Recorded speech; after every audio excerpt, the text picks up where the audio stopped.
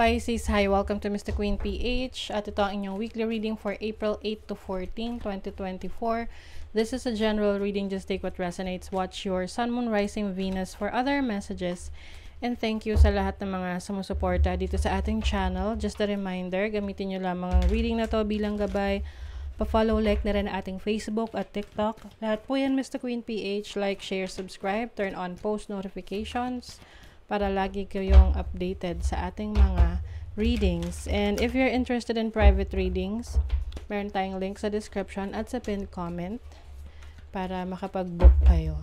Okay, let's see Pisces, what's up with you ngayong week na ito, April 8 to 14.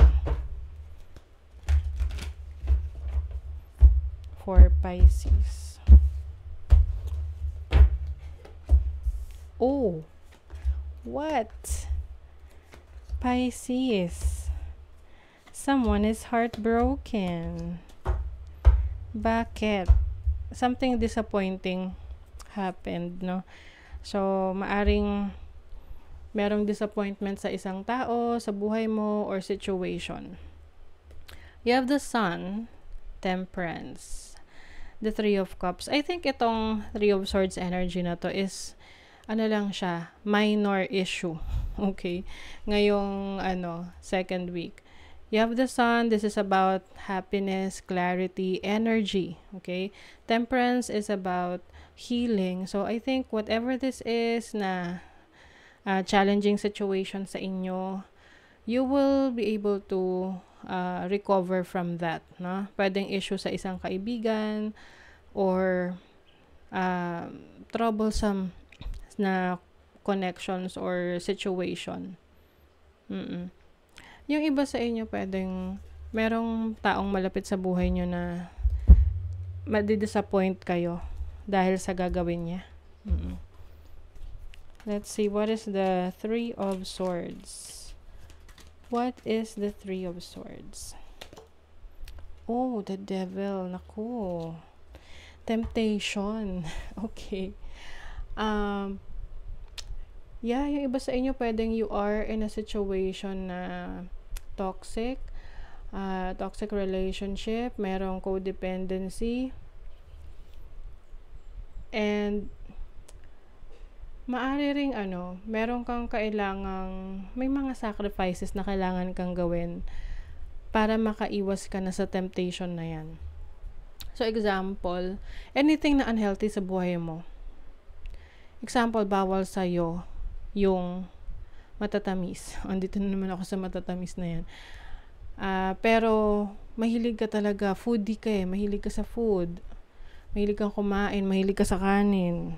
Pero carbs kasi yan At yung kanin kasi nako-convert siya agad sa sugar. So, kumbaga, alam mong bawal sa'yo yan kasi it will affect you in a negative way kapag pinagpatuloy mo yung pagkain ng mga ganon. Pero gusto mo yun yun doon ka nagiging happy, kaya lang ikaw rin yung naapektuhan noon, no? Nung hindi magandang effects noon. So, parang self-sabotage yung nakikita ko rito. Kaya, mas maganda na may mga sacrifices kang kailangan gawin kung gusto mong maging okay yung situation mo. Okay? So, what is the Four of Swords? Four of Swords is your challenge, which is healing. Yung iba makulit. Example, laging sumasakit yung hipi mo, tapos kakain ka pa ng matatamis. Kasi nga you cannot resist yung leche flan, yung ice cream, yung candies, cake.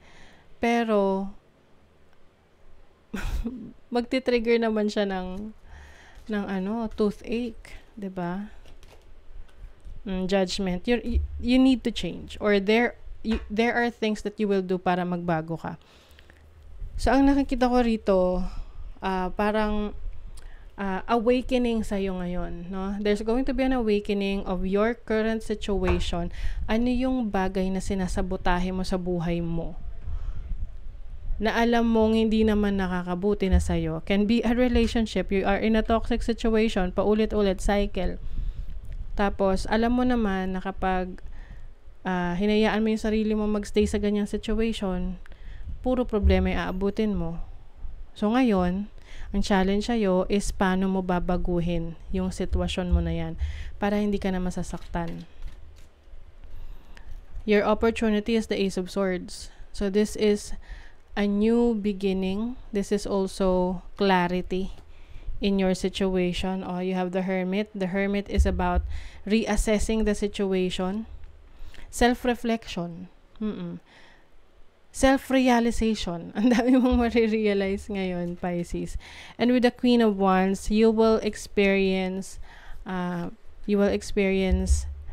ang tawag nito, ano ba yan? Naghahang ako.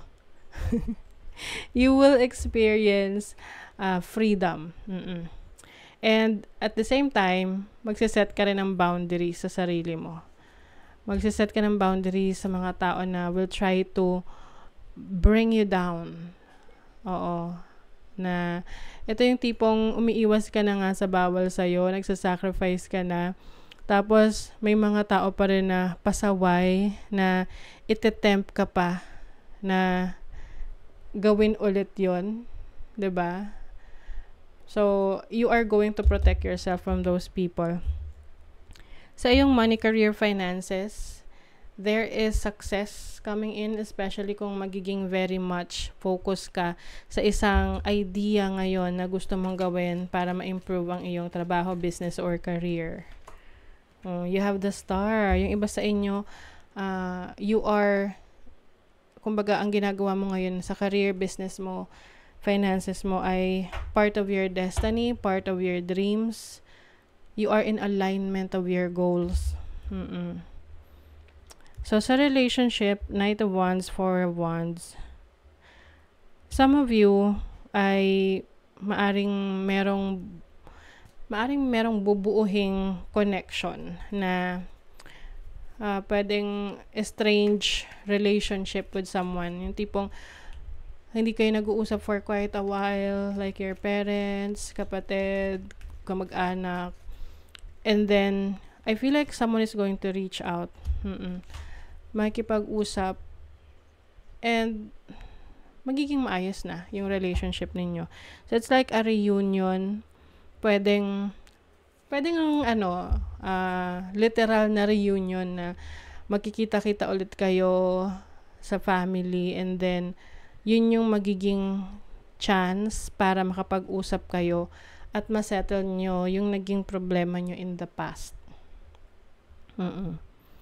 Some of you naman, maaring meron kayong achievement sa family ninyo, like you will be able to buy a new house, you'll be able to buy a lot or a property, no, para sa family nyo. And also, meron ding travel opportunities with your family na kung saan mas magiging strong ang bond ninyo sa isa't isa. You will spend more time together. Yung iba, sa nature. Pwedeng camping, pwedeng mountaineering, or just going to a peaceful place wherein you can have wonderful activities together with your family. Ayan, may growth. Evolution starts when you leave your comfort zone, get comfortable with being uncomfortable. Yes, magiging komportable ka na sa pag-alis sa iyong comfort zone. Kasi, syempre, kumbaga itong yung greenhouse na yan is maliit na para sa kanya.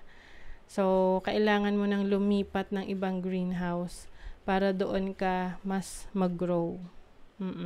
I feel like you are breaking free from your limitations.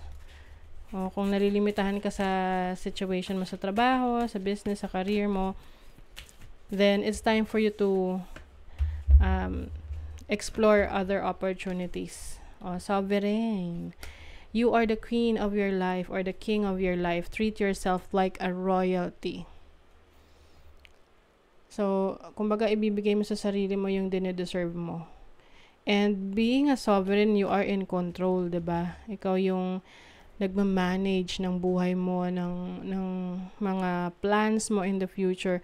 So, hindi mo hayaan na kontrolin ka ng iba, na merong mga taong magmamando sa'yo ng dapat mong gawin because you know where you are headed. Alam mo kung saan ka papunta.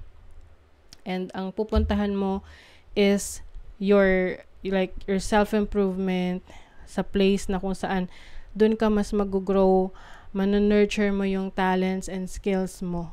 Okay? So, that is your reading, Pisces. Thank you so much. Bye!